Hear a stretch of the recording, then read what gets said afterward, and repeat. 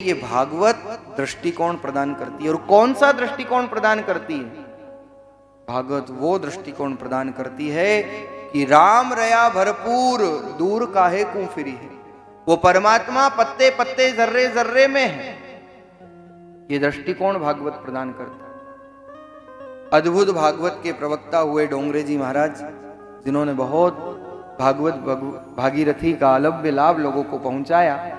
डोंगरे जी महाराज के शब्द थे, आप लोग सुबह दर्शन करके आए ना भगवान के, और कल आप लोग यात्रा भी करके आए हो ट्रेन में। तो देखो ट्रेन में तीन कैटेगरियां थी, एक फर्स्ट क्लास, एक सेकंड क्लास और एक third class. Sleeper, AC coach, अलग अलग होती है कैटेगरी। डोंगरे जी महाराज ने कहा भगवान के दर्शन की भी तीन कैटेगरी है, एक फर्स्ट क्लास, सेकंड क्लास और थर्ड क्लास। हम जो केवल प्रतिरूप का दर्शन करते हैं, चाहे वो मंदिर में भगवान के स्वरूप का दर्शन हो, उसे डोंगरे जी महाराज ने तृतीय श्रेणी दर्शन बताया है। उससे ऊपर सेकंड क्लास, जब आप भगवान कथा सुनते हो, जब आप भजन करते हो, जब आपका चिंतन चलता है, और रात्रि में अगर स्वप्न में भगवान के दर्शन हो, वो सेकंड क्लास दर्शन, स्वप्न में भगवान के दर्शन। और फर्स्ट क्लास दर्शन, जिसको कण कण में, पत्ते पत्ते, जर्रे जर्रे में भगवान दिखाई दे, राम रया भरपूर, उन महापुरुषों का फर्स्ट क्लास दर्शन था। और उसी दर्शन की व्याख्या भागवत में भागवतकार करते हैं। ये दृष्टिकोण महापुरुषों ने प्रदान किया है। जीवन में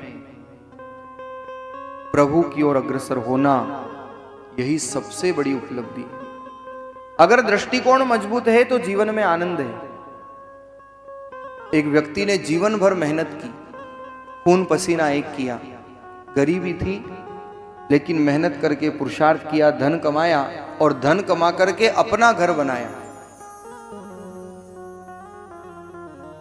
जब घर तैयार हो गया तो 4 दिन बाद उस घर का गृह प्रवेश होना था, नांगल होना था। वो बड़ी खुशी के साथ सबको आमंत्रण दे रहा था, सबको निमंत्रण दे रहा था। लेकिन विधाता की लेखनी को कौन बांच सकता है? स्वयं राघवेंद्र सरकार नहीं जान सके कि कल प्रातःकाल का सूर्योदय क्या कहेगा। और योग ऐसा बना, जैसे अभी 1 तारीख को जापान में भूकंप आया था, ऐसे ही भूकंप आया, और उस व्यक्ति ने जो घर बनाया था, उस भूकंप में वो घर तहस नहस हो गया। जीवन की सारी कमाई जो उसने घर में लगाई थी, वो नष्ट हो गई। बहुत लोगों को दुख हुआ, लेकिन आप आश्चर्य करोगे, वो बंदा बाजार जाकर के मिठाई लेके आया, और जितने लोगों को निमंत्रण दिया था, उनको सबको ले जा करके मिठाई बांटने लगा। लोगों ने कहा भैया तू पागल हो गया है, क्या हो गया? तेरा जो स्वप्न था वो टूट गया, तेरा घर जिसके तूने सपने संजोए थे वो नहीं रहा, और तू मिठाई बांट रहा है। उस व्यक्ति का जो दृष्टिकोण था वो काबिले तारीफ था। उसने कहा क्षमा करना, अच्छा हुआ ये भूकंप 4 दिन पहले आ गया। अगर उस घर में मैं रहता और 4 दिन बाद अगर भूकंप आता, तो ये जीवन भी नहीं रह पाता। उस ठाकुर ने इतनी तो कृपा की, घर नहीं दिया पर जीवन तो दिया, और इस जीवन में फिर मेहनत करके, फिर पुरुषार्थ करके नया घर में खड़ा कर लूंगा। ये तो ठाकुर की कृपा है। जो घर टूटा, लेकिन हौसला नहीं टूटा। ये दृष्टिकोण है। जीवन में बहुत सारे ऐसा समय आता है जब हमें लगता है कि हमारे साथ अच्छा नहीं हो रहा, लेकिन उसमें भी कुछ न कुछ अच्छा वो परमात्मा निर्धारित करता है। महाराष्ट्र के एक संत थे तुकाराम जी, उनकी पत्नी बड़ी कर्कशा थी। वो दिन रात तुकाराम जी को भला बुरा कहती।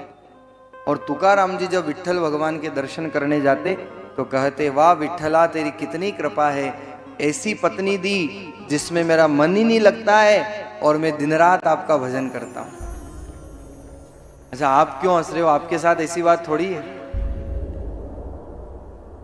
एक नाथ जी थे महाराष्ट्र के संत, जब वो दर्शन करने जाते तो देखो उनकी क्या अवस्था। वो कहते, वाह विठ्ठला तेरी कितनी कृपा है। एक नाथ जी की पत्नी बड़ी सुशीला थी, बड़ी सेवा परायणा थी, बड़ी धर्मनिष्ठ थी। पत्नी के साथ धर्मपत्नी शब्द का प्रयोग किया है। क्यों? क्योंकि पत्नी धर्म के मार्ग का अनुसरण कराती है और किसी संबंध के साथ धर्म शब्द का प्रयोग नहीं हुआ। एक नाथ जी जब विठ्ठल के दर्शन करने जाते तो कहते, वाह विठ्ठला क्या तेरी अनूठी कृपा है, ऐसी सेवा परायणा अर्धांगिनी तूने दी जो दिन रात मेरी सेवा करती है, मुझे काम नहीं करना पड़ता और मैं दिन रात तेरा भजन करता हूं। परिस्थितियां दोनों की अलग अलग है, लेकिन मनस्थिति एक है, दृष्टिकोण एक है, और यही भागवत देती है। और जिस गुजरात में आप बैठे हैं, उस गुजरात के वो लाडले भक्त नरसिंह मेहता, जूनागढ़ में जिनका जन्म हुआ, क्या उनका जीवन था। नरसिंह मेहता जब सामने जाते, नरसिंह जी के जीवन की ऐसी घटनाएं थी। नरसिंह जी का जब पहला विवाह हुआ तो उस पत्नी का देहावसान हो जाता है, वो चली गई। और दूसरा विवाह हुआ तो वो बड़ी कर्कशा थी, बड़ी तेज थी। राजस्थानी में कहावत है कि राम जी की माया और 2 लुगाया लाया। राम जी की मर्जी ने 2 ही लुगाया मर गई, उसकी मर्जी के आगे कौन चल सकता।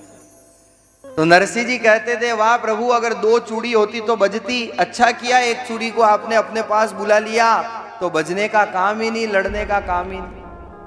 और ठाकुर जी के दर्शन करने जब नरसिंह जी जाते तो यही कहते, भली थई भागी जंजाल और सुखे भजीसू श्री गोपाल।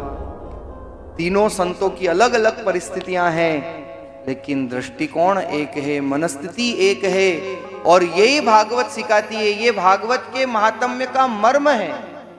जीवन में चाहे परिस्थितियां अनुकूल आए, प्रतिकूल आए, लेकिन अपने आराध्य पर विश्वास रख के, अपने आराध्य का भरोसा करके जो चलते हैं, उनको जीवन में कभी कष्ट नहीं उठाना पड़ता।